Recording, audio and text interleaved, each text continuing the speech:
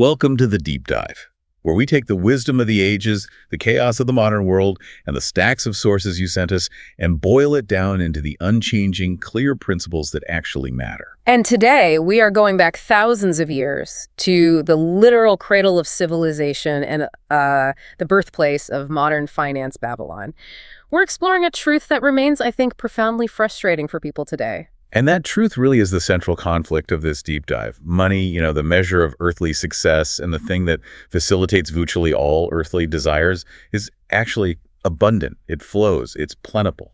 But here's the catch. It only flows constantly and abundantly for those who understand the simple, unchanging laws which govern its acquisition. Exactly. We're not talking about, complex derivative trading or some high-frequency algorithm that was invented last week. Not at all. According to our sources, these laws are as universal and as immutable as the law of gravity itself. They were used successfully 6,000 years ago when Babylon was just starting to rise from the desert dust. And our anchor text for this journey is George S. Clason's classic, The Richest Man in Babylon. It was published way back in the 1920s. Right, and it's this beautifully simple collection of parables. It's all designed to explain the absolute basics of money management, wealth acquisition, and, personal finance. The staying power is just incredible. I mean, the fact that lessons from a city that literally turned an arid valley into the richest kingdom on earth are still considered a wonderful, refreshing read for even the most experienced investor. That just shows you how fundamental these principles are. Our mission is to extract these core financial principles, to give you a sure key to a fat purse, larger bank balances, and just gratifying financial progress. And to do that, we have to start by setting the scene, which is it's rich with irony. Babylon was the most fabulous, opulent city the ancient world had ever seen, yet so many of its citizens, despite all their hard labor, were still poor. Yeah, and we meet two of these men, and you can just feel their frustration. They're Bansir, a skilled chariot builder, and Kobbi, who's a talented musician. And they're living in the shadow of the king's palace and the painted tower of the Temple of Bel. They're surrounded by all this grandeur. But they're sitting on a wall, just watching the world go by, and they have this realization. They realize they're no better off than the barefooted beggars jostling the sandaled tradesmen down below. Right. They've earned so much coin over the years through honest, intense labor, but their purses are, as the book says, equally lean. And Bansir is sitting there just utterly defeated. He's describing a dream he had where he was a man of means, his purse heavy with gold that made him feel assured of the future. And the feeling when he wakes up. The crushing reality when he woke up to an empty purse. That's what really sparks their rebellion. Their shared realization is so painful. After half a lifetime of hard labor, thou, my best of friends, hast an empty purse. They're confronting the central question. Why can't we acquire our just share of the good things that are so plentiful for those who have the gold? And they identify their own oversight, their own mistake. They succeeded in what they focused on. Bansir built great chariots. Kobbi played the lyre well, but they never focused their efforts toward wealth itself. They never tried to understand the rules of money. So they decide to seek out the fountainhead of knowledge, Archad, the wealthiest man in all Babylon. They need an income that keeps flowing into their purse, whether they sit on that wall or travel to far lands. Yeah, if the man the king himself seeks for advice on the treasury doesn't know the secret, then nobody does. Okay, so let's unpack this core philosophy directly from Archad. When Bansir and Kobbi finally get to him, Archad is very clear. He became rich by recognizing that wealth is a profound power. It's the power that allows you to do everything. Archad lists off the benefits. You can ornament your home, sail to distant seas, feast on delicacies, buy fine jewelry, build mighty temples. So it's not just about, hoarding stuff. It's about providing delight for the senses and gratification for the soul. Exactly. But Archad immediately dismisses the idea that most people cling to, which is fickle fate. Oh yeah, luck. Right. He says fate is a vicious goddess who brings no permanent good. And those who get unearned gold like winning the lottery today, they either become these wanton spenders who just burn through it all. Or they become misers who hoard it, living these lives of secret misery. Right. Wealth, instead, requires learning and observing its governing laws. And Archad's origin story is so important here. He was a humble man, son of a merchant, no special powers or wisdom. He started as a scribe in the Hall of Records. And just like Bansir and Kobbi, he was laboring for long hours, but all his earnings were just gone, eaten up by expenses. He had nothing to show for his work. And this is what leads him to Algamish, the moneylender. Algamish hires Archad to carve a copy of the Ninth Law, and he offers him 2 coppers for 2 days' work. But when Algamish returns Archad, he seizes the moment. He really does. He barters his all-night labor. He says, Algamish, you are a very rich man. Tell me how I may also become rich, and all night I will carve upon the clay, and when the sun rises, it shall be completed. That one night of just desperate hard work led to the fundamental, unchanging law that changed Archad's entire life. And here it is, the core paradigm-shifting truth, which seems so blindingly obvious once you hear it, but which most people utterly fail to do. What is it? I found the road to wealth when I decided that a part of all I earned was mine to keep. And so will you. And Archad, voicing the confusion of pretty much everyone, immediately protests this paradox. He says, but all I earn is mine to keep, is it not? And that's when Algamish delivers the correction. He points out that Archad paid the garment maker, the sandal maker, everyone else who demanded his money. Right, the baker, the merchant, the tax collector. But he was a fool for not paying himself first. If you don't keep a portion of what you earn, you are laboring solely for others, and so you're merely a dullard or a slave. The mandate is therefore crystal clear, and it's universally applicable, whether you're earning coppers, dollars, or euros. You set aside not less than 1/10 of all your earnings. You pay yourself first, and then, and only then, do you arrange your other expenditures, food, clothing, rent, charity, to fit within the remaining 9/10. Okay, but setting aside 10% sounds simple, but the book immediately acknowledges how incredibly difficult that is. It says that necessary expenses will always, like a greedy tide, grow to equal your income. How does the philosophy defend this for someone struggling today? It defends it by saying it's a decision, it's a choice of priority. When Archad followed the plan, he noted a strange truth. He was no shorter of funds than he was before. He managed to get along just as well in the 9/10. Exactly. The expenses just adjusted themselves to the new allocation. The universe, or maybe just his conscious financial planning, made the coins come more easily. And to visualize this long-term commitment, Algamish gave him that beautiful foundational analogy of the wealth tree. Yes. The first copper you save is the seed. Consistent savings, that's the nourishment and water. The ultimate goal is a growing tree, your accumulated capital, under whose shade you can one day bask in contentment.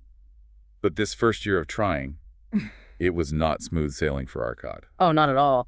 His initial success was immediately followed by a disastrous failure that nearly uprooted his entire wealth tree before it even sprouted. He entrusted his entire first-year savings, his brand new seed, to a man named Asmur, the brickmaker. Asmur was traveling over far seas to buy Phoenician jewels. And he was promised a massive return. And you can just hear the historical echo of this failure repeating itself in speculative bubbles today, can't you? Absolutely. Asmur, the brickmaker, comes back with worthless bits of glass. The entire treasure was lost because Archad had been seduced by the promise of high, quick returns without doing any due diligence whatsoever. So when he goes back to Algamish, completely devastated, Algamish's response gives him that first crucial lesson in caution.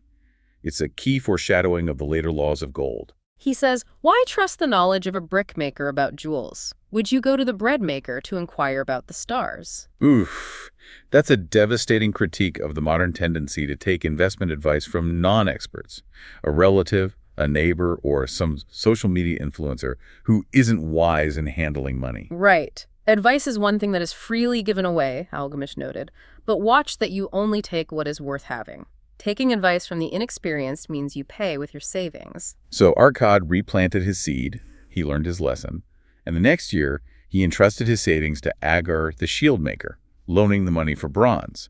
This time Agar paid him rental interest every 4 months. But he made a second, less severe mistake. When Algamish asked what he did with that first rental payment, Archad boasted that he had a great feast with honey and fine wine and bought a new scarlet tunic. He had eaten the children of his savings. Exactly. And Algamish immediately corrected him, introducing the principle of compounding. First, get thee an army of golden slaves, and then many a rich banquet may you enjoy without regret. You have to make your gold work for you, and its children must also work for you. That is how the army multiplies. So, Archad finally mastered the 3 basic core laws that form the foundation of wealth. Learning to live upon less than he earned. The 1/10 rule. Seeking advice from those competent to give it. the Asmer lesson. And making gold work for him and reinvesting its earnings. Compounding. This competency is what eventually made him Algamish's partner and, of course, the richest man in Babylon. And that foundational story leads us directly into the systemic structure Archad created for King Sargon. Sargon realized that Babylon's wealth was monopolized because only a few men knew the secret to acquiring and keeping it. Right.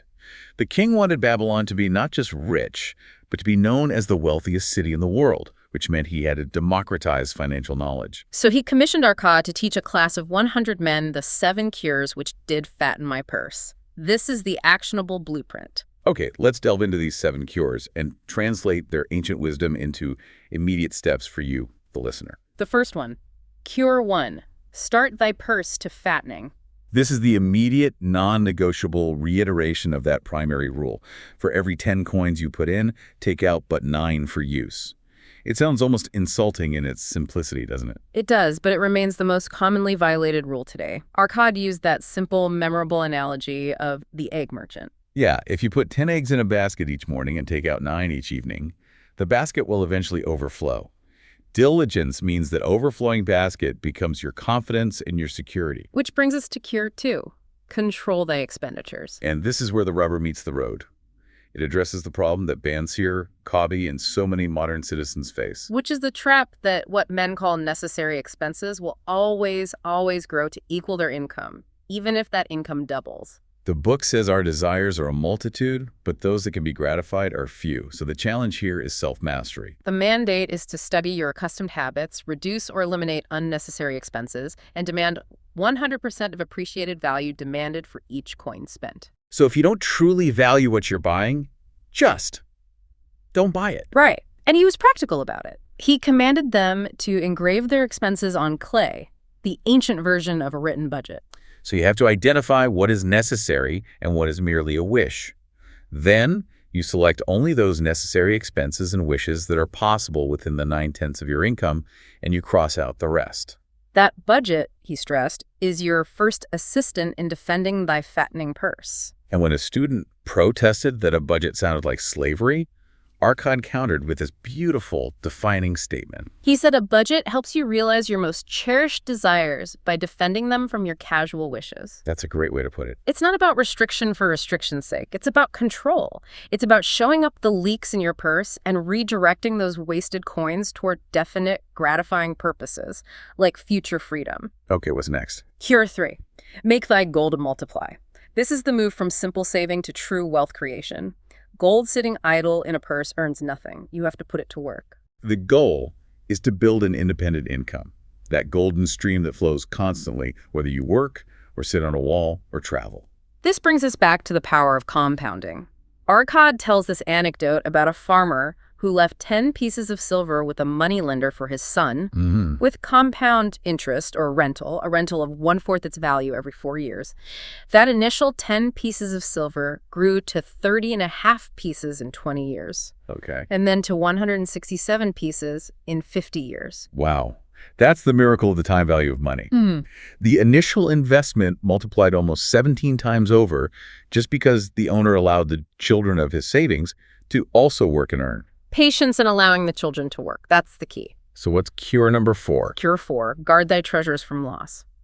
Here's maybe the most critical financial principle for investment success. The first sound principle of investment is security for your principal. Right, this is the lesson he learned with the brickmaker. Exactly. He warned so vehemently against being seduced by usurious rates of return, which he called deceitful sirens, that lure the unwary onto the rocks of loss and remorse. In modern terms, that's avoiding pyramid schemes, speculative, unchecked digital assets, or ventures you just don't understand. His advice is timeless. Consult with those experienced in handling money. A small, safe return is far more desirable than chasing risk. The goal is to invest where your principal is safe, it's reclaimable, and it yields a fair rental. You have to be cautious. Okay, cure 5. Cure 5. Make of thy dwelling a profitable investment. Archad recommends that every man should own his own roof. Homeownership. Yep. Owning a home reduces your cost of living. You're just left with the king's taxes and maintenance, and it fundamentally puts confidence in a man's heart.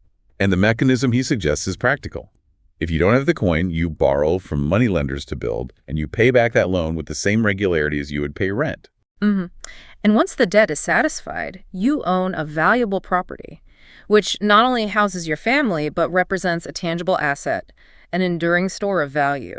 And he even touched on the psychological benefit, like the wife bringing water from the river to pour on the plants. It's about caring for the property. It provides roots and stability. Then we have Cure 6, ensure a future income. This is all about long-term planning, right? Providing for old age and family protection. Investments must endure safely for many years, securing a steady income stream for when you can no longer work. This involved buying houses or lands or making regular deposits with a moneylender. He mentions Ansan, the sandal maker, who deposited 2 pieces of silver weekly for 8 years. And those small, regular deposits. With the customary rental, they grew to 1,040 pieces of silver. It just demonstrates that consistent small contributions over time build immense security. And here is a remarkable, almost prophetic insight that Archad has. Yes. He foresees a future plan, basically the predecessor of modern insurance. He talks about a system where many men pay these trifling sums regularly to ensure a snug fortune for their family upon death. He calls it a great blessing, recognizing this human need for stability that transcends one lifetime.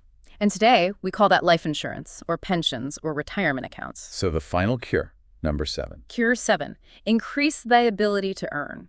This final one focuses relentlessly on self-improvement. Archad stresses that your desires must be simple and definite.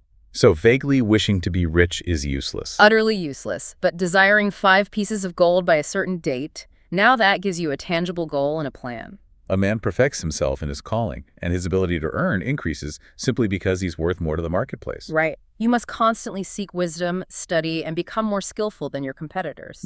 Archad noted that as a scribe, he was determined to be exceeded by none. His master eventually rewarded his increased skill and persistence without Archad even having to ask. And finally, Archad lists these specific deeds necessary for self-respect, which underpins your ability to earn. Pay your debts promptly, care for your family, make a will. Show compassion, do deeds of thoughtfulness. By cultivating your powers, you acquire the confidence and credibility to achieve your financial desires. So Archad's wisdom was sound, but could it stand the ultimate test? The test of the next generation. That question is answered when we meet his son, Nomsir. Right. Archad didn't believe in just handing over wealth. He believed in handing over the ability to create and keep it. So he gives Nomsir a bag of gold and a clay tablet carved with the 5 laws, and sends him to the great city of Nineveh for 10 years to prove his competence. And Nomsir's youthful experience proved just how easy it is to lose unearned wealth. 10 years later, he confessed that the gold fled indeed from my inexperienced hands, even as a wild hare flees. His first folly was believing what he wanted to believe. He got involved with 2 well-spoken men on a caravan journey who convinced him to wager a huge sum on a fixed horse race. They claimed their horse was much faster than the champion in Nineveh. Of course, their horse was badly beaten, and Nomsir lost a ton of his gold, learning that the men were just tricksters and schemers. Then his second mistake was entering a partnership with another young man to buy a merchant shop. Nomsir put up all the capital, but his partner, who kept delaying his contribution, turned out to be an unwise buyer and a foolish spender. In short, the partner was incompetent, the business failed, and Nomsir was left holding all this unsaleable stuff. This series of catastrophic failures led Nomsir to true poverty. He had to sell his horses, his slave, his extra robes, just to eat and find shelter. He was facing grim want. And it was only then. Only then that he remembered the clay tablet his father gave him, and he realized that if he had sought wisdom first, his gold would never have been lost. He then reads the 5 laws aloud, stating that they were of greater value than the gold itself. These 5 laws are just a synthesis of Archad's lifetime of experience. Yeah, and they serve as critical warnings for any modern investor. The first one, Law 1. Gold comes gladly and in increasing quantity to those who put by not less than 1/10 of their earnings to create an estate for their future and that of their family. The cornerstone, consistency and discipline. Then, Law 2. Gold labors diligently and contentedly for the wise owner who finds for it profitable employment, multiplying even as the flocks of the field. That's the mandate of compounding. You have to actively put your savings to work in safe ventures. Law 3. Gold clings to the protection of the cautious owner who invests it under the advice of men wise in its handling. The Asmer lesson codified. You have to do due diligence on your advisors, not just on the investment itself. And Law 4. Gold slips away from the man who invested in businesses he is not familiar with or which are not approved by the skilled. That speaks directly to the failed partnership Nomsir entered. If you don't understand the market, you become the market's exit liquidity. Oof, yeah. And finally, Law 5. Gold flees the man who would force it to impossible earnings or who followeth the alluring advice of tricksters and schemers. The fixed horse race. The classic seductive lure of the get-rich-quick scheme. So Nomsir went from poverty to triumph by strictly applying these laws.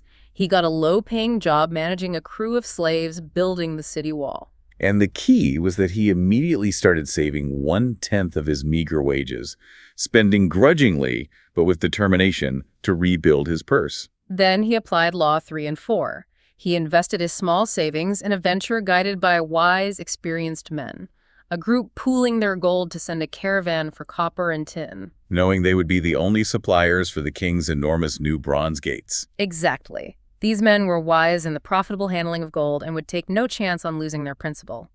By associating with them, Nomsir learned to safely invest for profit, and his treasure just grew more and more rapidly. And the conclusion is the proof of the philosophy. When he returned to his father after 10 years, he didn't just bring back the original bag of gold. No, he returned the original bag plus 2 additional bags. He proved that wisdom was worth more than the gold itself because without wisdom, the gold is lost anyway. We've established the rules, but the book also spends a lot of time on the mindset you need for success, starting with that universal, frustrating quest for luck. Right.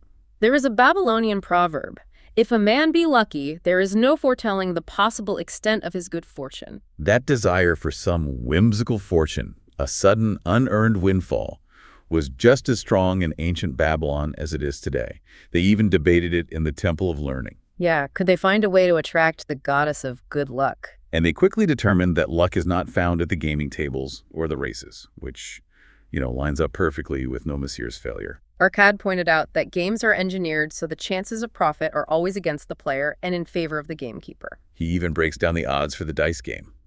If red pays 4 times your bet, you have 5 chances to lose for every 4 chances to win. So the house, the gamekeeper, is effectively profiting 1/5 of all wagers. It's a fundamentally flawed proposition from the start. And Archad also noted that among all the successful men of Babylon, not a single one started their success by winning at the dice. So if it isn't random chance, where is true luck found? The consensus was profound. Good luck follows opportunity. This was perfectly illustrated by the tale of a merchant who had a chance to invest in a massive land irrigation project turning arid desert into fertile patches. His father urged him to invest 1/10 of his earnings immediately, but the merchant hesitated. Why? Because he and his wife passionately desired beautiful new robes and wanted the money for that immediate gratification. Oh no, he delayed until it was too late. He lost the opportunity, which later proved to be wildly profitable. The Syrian stranger in the assembly gave this man a perfect, damning title, procrastinator. Because opportunity will not wait for a slow fellow. If a man desires to be lucky, he will step quick. Hesitation and procrastination are the enemies to be crushed. Men of action are favored by the goddess of good luck because they are prepared and they are decisive. This principle of preparation and caution extends heavily to the wisdom of lending, as we see in the story of Rodin, the spear maker.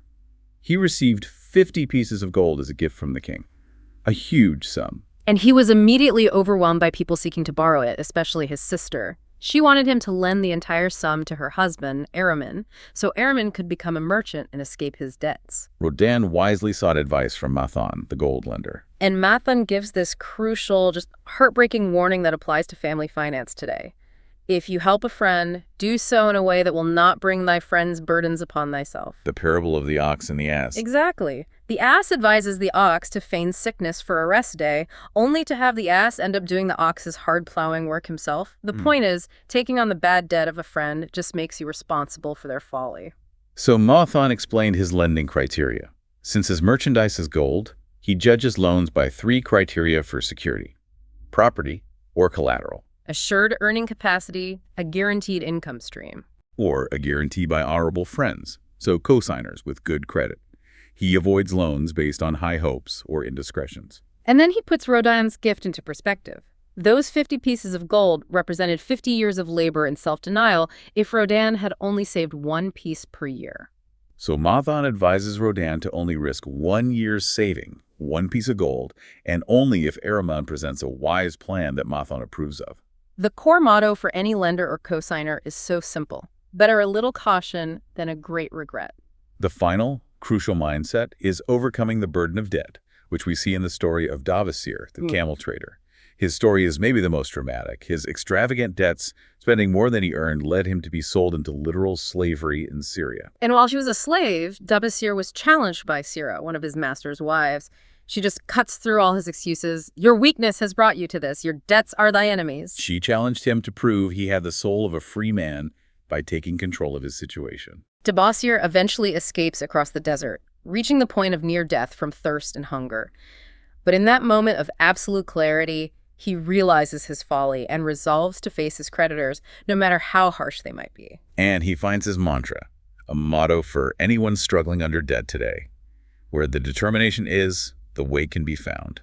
Upon returning to Babylon, he sought the advice of Mathon and devised this impartial debt repayment plan that transforms his life. We can call it the Dabasar plan. And this plan commits 3 non-negotiable portions of his income, and the percentages are key. Right. 1/10 committed to himself for future prosperity, paying himself first. Then 7/10 for living expenses, no more, no matter how tempting. And finally, 2/10 divided honorably and fairly among all his creditors. The difficulty of that 7/10 rule can't be overstated here. I mean, that requires immense self-discipline to live so frugally. It's critical, though. By saving 1/10 and paying off debt with 2/10, Dabasar was building security while simultaneously dismantling his financial chains. He visited his many creditors, who were, understandably furious.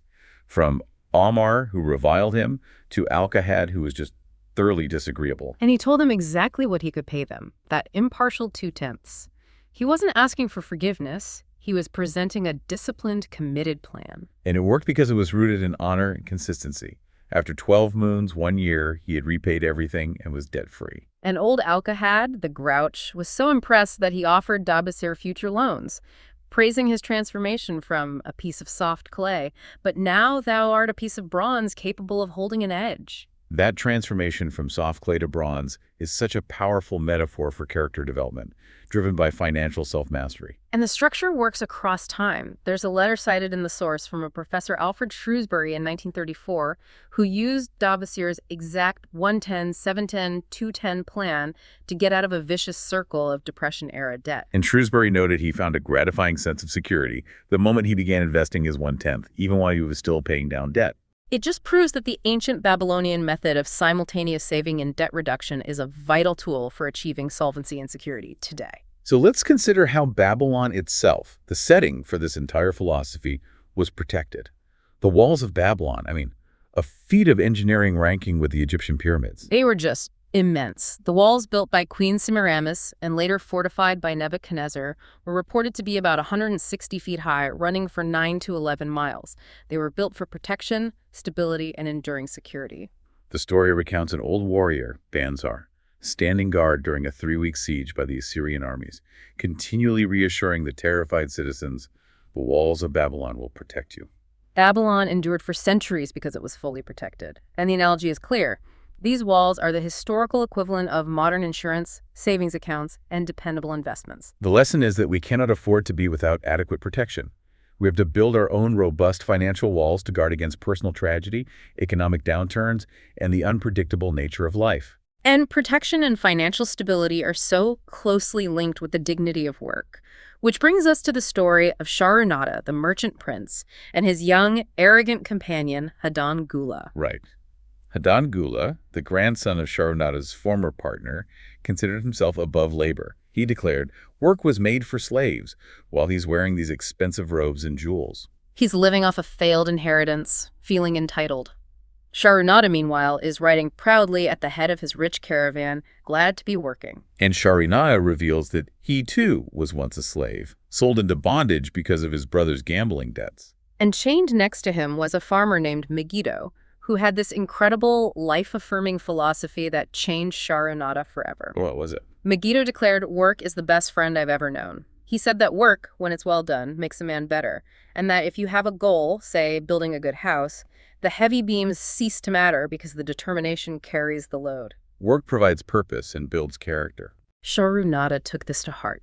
When he was later purchased by a baker, Nanaid, he made himself invaluable by learning to bake bread and honey cakes. Then, he successfully peddled them, earning a share of the profits. So work was proving to be his best friend, helping him put pennies in his purse to save for his eventual freedom. And he met his future partner, Archad Gula, who was also a slave working as a merchant. Archad Gula was inspired by Sharunada's philosophy and told him, "Decide what thou desirest to accomplish, and then work will aid thee to achieve it." It provides the focus you need to leverage the 7 cures. And even when Sharunada was later unjustly taken by a moneylender due to his original master's debts and forced into terrible conditions building the Grand Canal, he realized that Megiddo's plan embracing hard, well-done work was the only one that led to success. The ultimate redemption came when Archad Gula bought Sharunada's freedom. Work had made Sharunada valuable and trustworthy enough to be Archad Gula's partner. Work was, as Archad Gula proclaimed, the key to his own success. It wasn't magic or luck. Archad Gula finally understood this generational wisdom. He realized work brought his grandfather friends, success, and honor. He threw away his jeweled baubles and rings, determined to start humbly. Recognizing that work well done is a pleasure, it's not reserved for slaves, it's the engine of wealth creation. And this leads us back to the enduring physical legacy of Babylon, which just underscores the permanence of this wisdom. The city was built in a flat, arid valley with no natural resources other than the river and fertile soil. Its vast wealth was entirely man-made.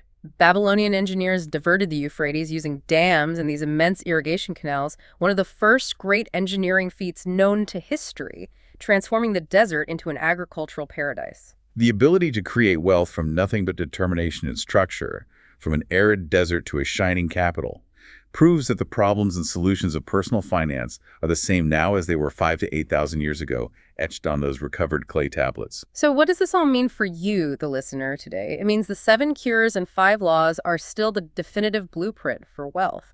Pay yourself first, not less than 1/10. Control your spending by defending your cherished desires. Make your gold multiply through compounding. Guard your principal fiercely by seeking wise counsel. Own your home for stability. Ensure your future through long-term planning, and relentlessly increase your skill and ability to earn. And remember the pivotal mindset shifts. Reject the lure of fickle fate and quick gambles. Be a person of action, crushing that spirit of procrastination. Understand that gold clings to caution and wisdom. And if you're currently burdened by debt, apply the Dabasar plain determination will find the way, transforming you from soft clay, molded by debt, into enduring bronze. This wisdom of Babylon endures because it transformed a resource-poor civilization into the wealthiest city of its time. If these simple, immutable laws can create wealth out of nothing but fertile soil and water in an arid desert, imagine what they can accomplish in your life right now, with all the opportunities available to you through modern finance, education, and technology. The choice between a bag heavy with gold or a clay tablet carved with wisdom is a false choice. As Nomsir proved a lifetime ago, wisdom brings the gold. Go forth and plant your seed, nourish your wealth tree, and start today. Thanks for joining us for the deep dive.